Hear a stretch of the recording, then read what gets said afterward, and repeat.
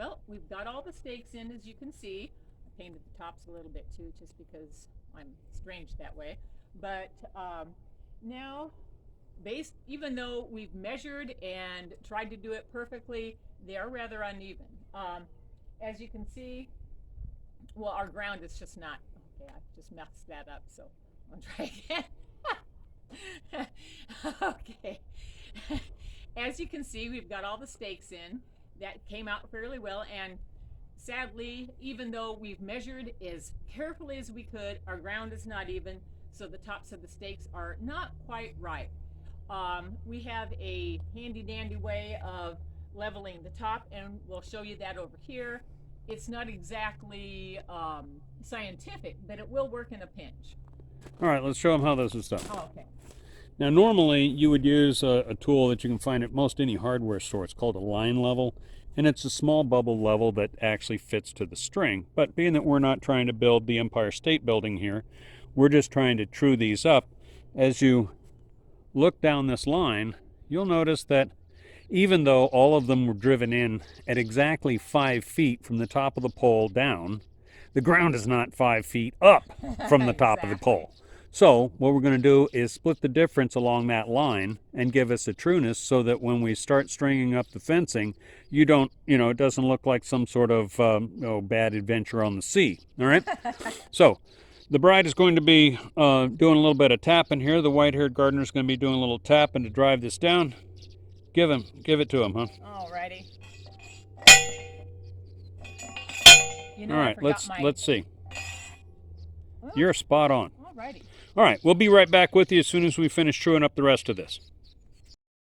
Hey, well, after much trial and error, much cursing, a lot of wasted materials, we finally got it done. Look, it actually looks almost like a metal pole with an actual ball on it. So these actually turned out fairly decent. And as you can see, the bird netting sliding down here, we tightened it with the zip ties, and we also tied in our little gate.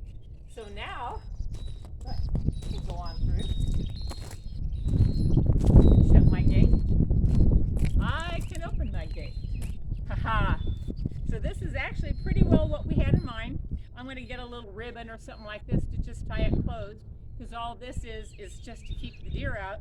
And believe me, in this area, it really does. This bird netting is wonderful in the Appalachian area for keeping out the deer. They just seem to hate it. It's like little spider webs on their face, or at least we've been lucky. That's all I can say. So far, so good. It's done. We have a fence. As you can see, we have cute little gates. This actually worked out really well. Everything's been painted. We also did those little balls on the top, and we have netting over the whole thing. So now I am protected from the deer, or I should say my garden is. Now, totally forgot what I'm going to say. Oh, yeah. Anyway, that is excellent. So now I get to start growing things. Now you may see right over here this giant behemoth that the bees are all around. This is kale that has grown from last year. I'm letting this go so that the bees can have something early on in this season. I've got a couple of little kale volunteers, and over here I kind of jumped the gun a little bit because frankly I couldn't wait, and lettuce is pretty tolerant. So I've got some lettuce growing along here. Hopefully the rest of it will sprout.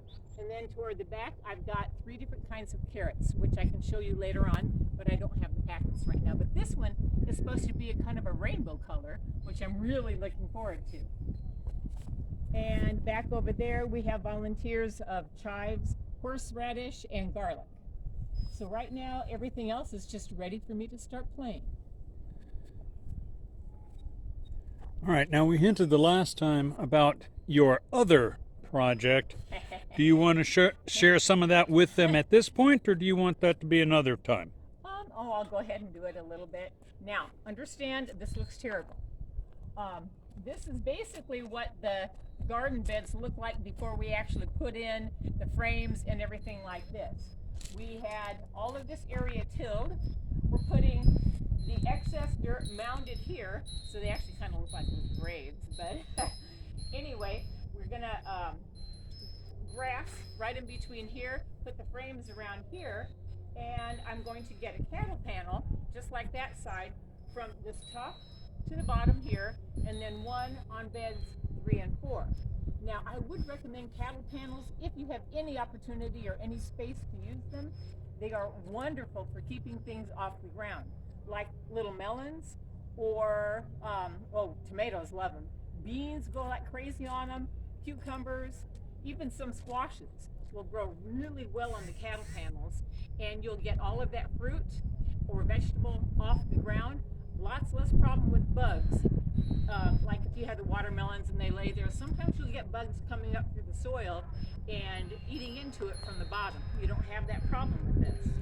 So we'll show cattle panels later on and basically how easily they grow on there. And also, I did want to mention one other thing about that lettuce. Since you have absolutely, if you have tons of room, you can put the lettuce in the ground.